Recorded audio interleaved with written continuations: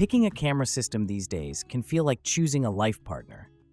You're not just buying a piece of hardware, you're buying into a philosophy, an ecosystem of lenses, and a specific way of seeing the world. The debate between Fujifilm and Sony is one of the most passionate for a reason. So, how do you choose? Are you a pragmatist who needs a tool that will nail the shot every single time, no matter the conditions? Or are you a purist who values the process and wants a camera that feels like an extension of your creative mind? Let's break down.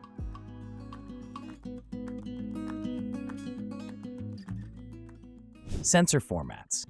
Here's the first major fork in the road, and it's a big one. Sony gives you a clear path from their smaller APS-C cameras all the way up to a massive and mature lineup of full-frame bodies. If you start with a Sony APS-C camera, you can use their full-frame lenses on it, and when you're ready to upgrade to a full-frame sensor, those lenses come with you. This creates a direct and logical upgrade path within a single system.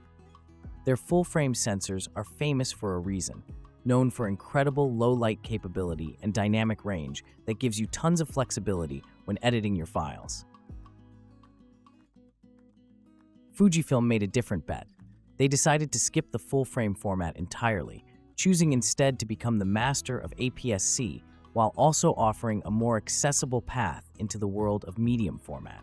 Their X-series cameras are built around high-quality APS-C sensors, including a fantastic 40-megapixel version in models like the X-T5, which delivers stunning detail. Their argument is that for most photographers, a great APS-C system provides the perfect balance of image quality, cost, and portability. If you want to move up from there, your next step is their GFX medium format system, a significant jump in both price and image fidelity.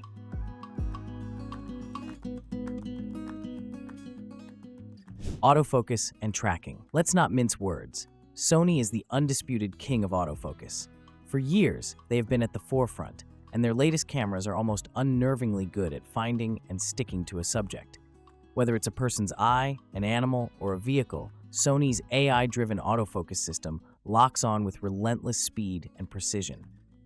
If you shoot fast-moving subjects, think weddings, sports, wildlife, or even just your kids running around the yard, Sony's autofocus gives you the confidence that you will come home with the shot. The hit rate is incredibly high, and it allows you to focus more on composition and moment, knowing the camera has the technical side covered. Fujifilm has made huge progress here, and anyone who says their autofocus is bad is working with outdated information. Their newer cameras are more than capable for a huge range of photographic styles, including professional work. However, the general consensus among photographers who have used both systems extensively is that Sony still has the edge, especially in the most demanding situations. With Fujifilm, you might still get a handful of missed shots in a fast-paced sequence where a modern Sony would have nailed every single one.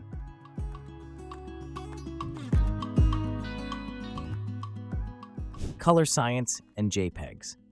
This is where the narrative flips, and it's Fujifilm's home turf. For decades, Fujifilm has been a color company, and that DNA is baked into their digital cameras. They are famous for their film simulations, which are carefully crafted color profiles that emulate the look of their classic film stocks like Velvia, Astia, and Acros. The result is that you can get stunning, beautifully colored JPEG images straight out of the camera with little to no editing required.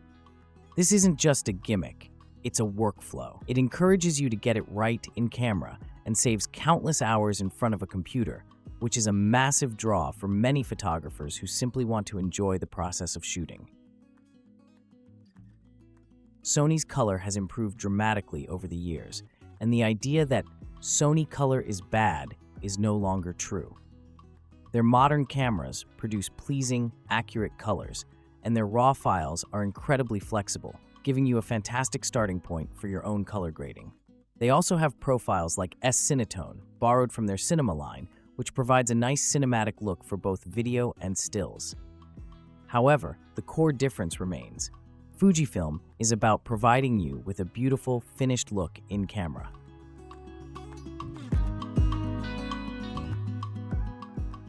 Image quality and noise. When you get into the nitty-gritty of image quality, Sensor size really does matter. A full-frame sensor, like those in Sony's A7 series, is physically larger than an APS-C sensor. This means it can gather more light, which generally translates to better performance in dim conditions and less visible noise at higher ISO settings. When you're editing a RAW file from a Sony full-frame camera, you'll often find you have an incredible amount of leeway to recover shadow detail without introducing ugly noise or color artifacts. This is a significant advantage for anyone who shoots in challenging light, like wedding reception venues or for astrophotography. Fujifilm, however, proves that a great APS-C camera can easily compete. Their latest 40-megapixel X-Trans sensor is a marvel of engineering, capturing a fantastic amount of detail that rivals many full-frame cameras in good light. Fujifilm's image processing is also top-notch, delivering clean, sharp images. The difference really emerges when you start pushing the boundaries. At a base ISO, the images are both superb, but as you crank up the ISO to 6400 or 12800, the laws of physics kick in, and the larger full-frame Sony sensor will typically yield a cleaner file.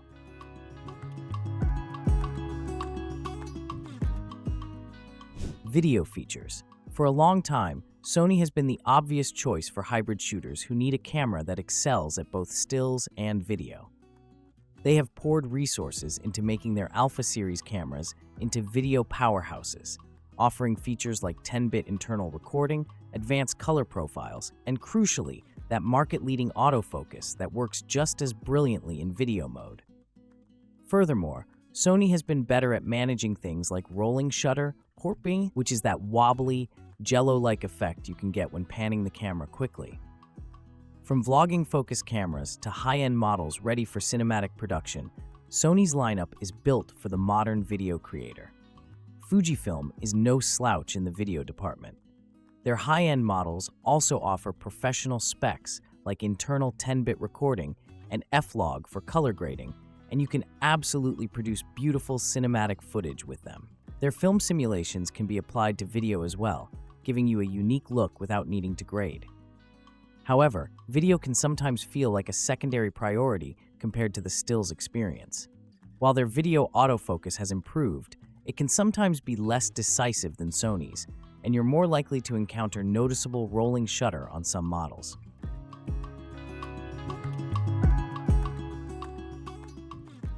Ergonomics and handling. This is perhaps the most subjective, yet most important part of the comparison. It's about how the camera feels in your hands. Fujifilm has built its brand on creating a tactile and engaging shooting experience. Many of their cameras feature dedicated physical dials for shutter speed, ISO, and exposure compensation. This allows you to see your settings at a glance, even when the camera is off, and it encourages a more deliberate and thoughtful approach to photography. For many, turning these dials is simply more fun and inspiring than navigating menus. It feels like you're operating a classic film camera with all the benefits of modern technology. Sony cameras, by contrast, are paragons of modern efficiency. Their design philosophy is less about nostalgia and more about speed and customization. They typically feature deep grips, an abundance of custom function buttons, and a more modern button and menu-driven interface. While older Sony menus were notoriously complex, their latest interface is much improved. A Sony camera feels like a high-performance tool designed to be configured to your exact needs and to get the job done as quickly and reliably as possible.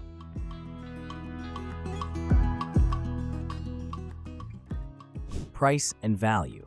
When comparing price, you have to look beyond the initial cost of the camera body. Fujifilm often presents a compelling value proposition, especially within the APS-C space. You can get a camera like the X-T5 with a class-leading 40-megapixel sensor and a fantastic lens for a price that would only get you an entry-level full-frame kit from Sony. Their lenses, particularly their Fujikron f2 primes, offer incredible optical quality in a small and affordable package. The overall cost of building a high-quality, lightweight kit for travel or street photography is often lower with Fujifilm. Sony's pricing is more spread out, reflecting their wider range of cameras. You can find very affordable entry-level APS-C cameras, but the real cost comes when you step into their full-frame ecosystem, where both bodies and high-end lenses carry a premium price tag. However, the value proposition for Sony lies in its flexibility and long-term potential. The massive third-party lens support means you can often find more affordable lens options if you're on a budget.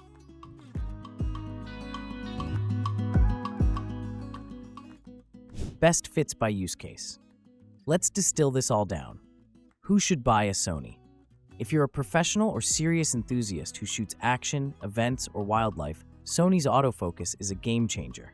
If you are a hybrid creator who needs top-tier video performance alongside great stills, Sony's ecosystem is more developed and versatile. If you know you want the absolute best low-light performance and maximum editing flexibility that a full-frame sensor provides, Sony is the most direct path to get there. And who should buy a Fujifilm? If you are a photographer who loves the process, who gets joy from the craft itself, Fujifilm's tactile design is made for you. If you want beautiful, stylized images straight from your camera and want to spend less time editing, their film simulations are unmatched. For street, travel, documentary, and everyday photography, the combination of their compact, high-quality lenses and engaging camera bodies is hard to beat.